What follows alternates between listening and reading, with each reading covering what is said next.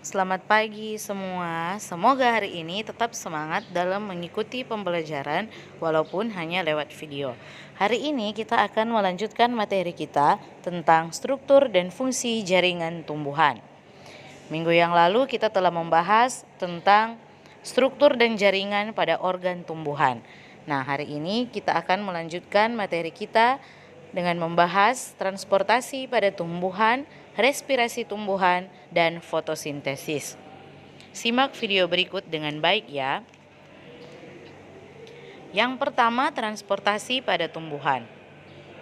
Transportasi pada tumbuhan dibagi menjadi dua, yaitu transportasi ekstravaskular dan transportasi intravaskular. Transportasi ekstravaskular merupakan pengangkutan tanpa melalui silem. Pengangkutan ini berjalan dari sel ke sel dan arahnya mendatar. Di dalam akar, pengangkutan ini terjadi dari bulu akar berturut-turut ke epidermis, korteks, endodermis, silinder pusat, dan berakhir di silem. Sedangkan untuk transportasi intravaskular, pengangkutan yang terjadi di dalam silem. Setelah air dan garam mineral diangkut secara ekstravaskular hingga mencapai silem, maka terjadilah pengangkutan intravaskular. Transportasi ekstravaskular terjadi secara apoplas dan simplas. Perhatikan gambar. Pergerakan air dan garam mineral melalui ruang antar sel disebut apoplas. Sedangkan pergerakan air dan garam mineral melewati sel-sel akar melalui plasmodesmata disebut simplas. Sistem transportasi air dan garam mineral pada tumbuhan dipengaruhi oleh daya tekan akar, daya kapilaritas, dan daya isap daun.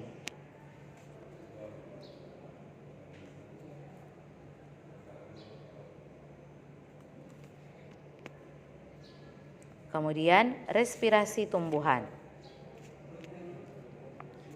Salah satu ciri makhluk hidup adalah bernafas. Sebagai makhluk hidup, tumbuhan juga bernafas. Proses bernafas pada tumbuhan meliputi dua tahap, yaitu pertukaran gas dan respirasi sel.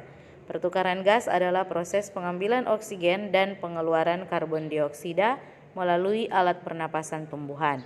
Sedangkan respirasi sel adalah peruraian senyawa kompleks menjadi senyawa lebih sederhana dengan membebaskan energi.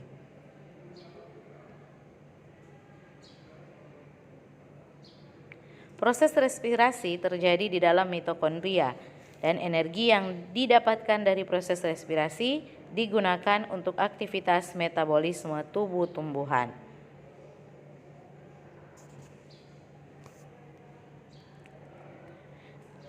Alat respirasi tumbuhan yang pertama adalah stomata. Stomata atau mulut daun merupakan celah atau lubang yang dikelilingi oleh dua sel penjaga dan terletak di permukaan daun. Berfungsi sebagai tempat pertukaran gas pada tumbuhan. Membuka dan menutupnya stomata dipengaruhi oleh kandungan air dan ion kalium di dalam sel penjaga yang terdapat di sekeliling stomata. Perhatikan gambar. Ada membukanya stomata dan gambar yang satunya menutupnya stomata.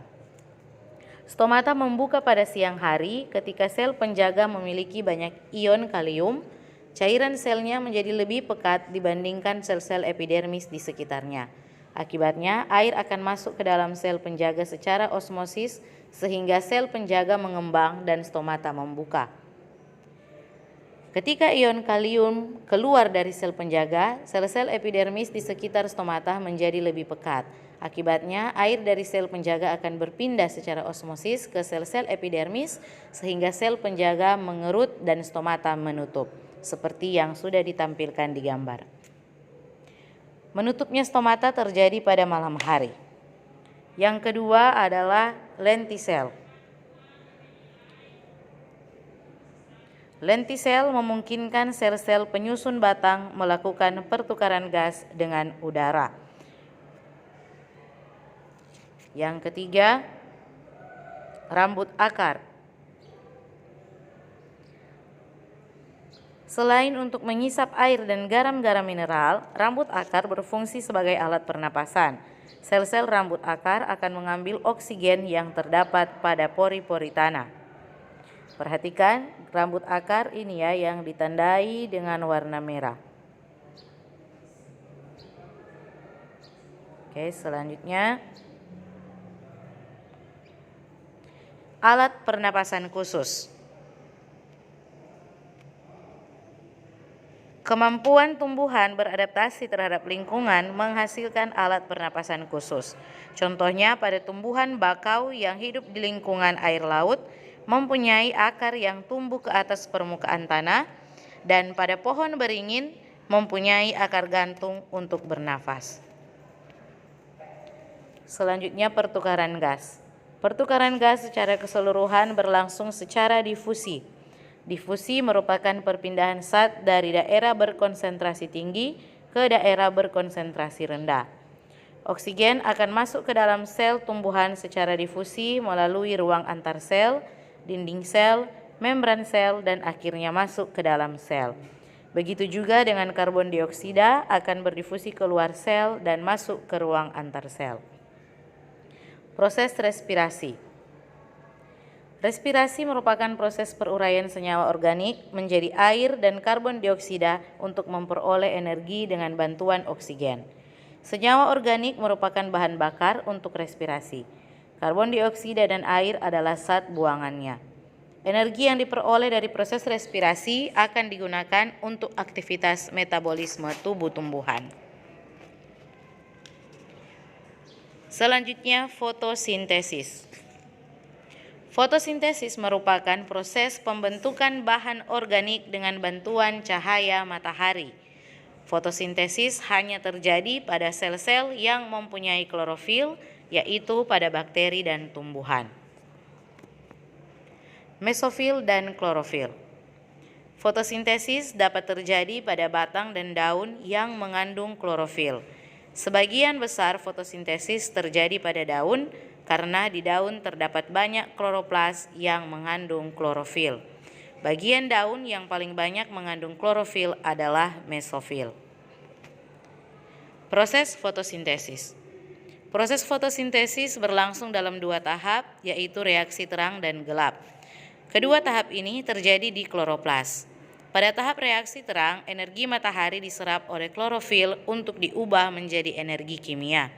Sedangkan pada reaksi gelap, karbon dioksida dan ion hidrogen akan berikatan dengan bantuan energi kimia yang dihasilkan pada reaksi terang menjadi glukosa. Demikian materi kita saat ini. Terima kasih dan tetap semangat dan jaga kesehatan. Selamat pagi.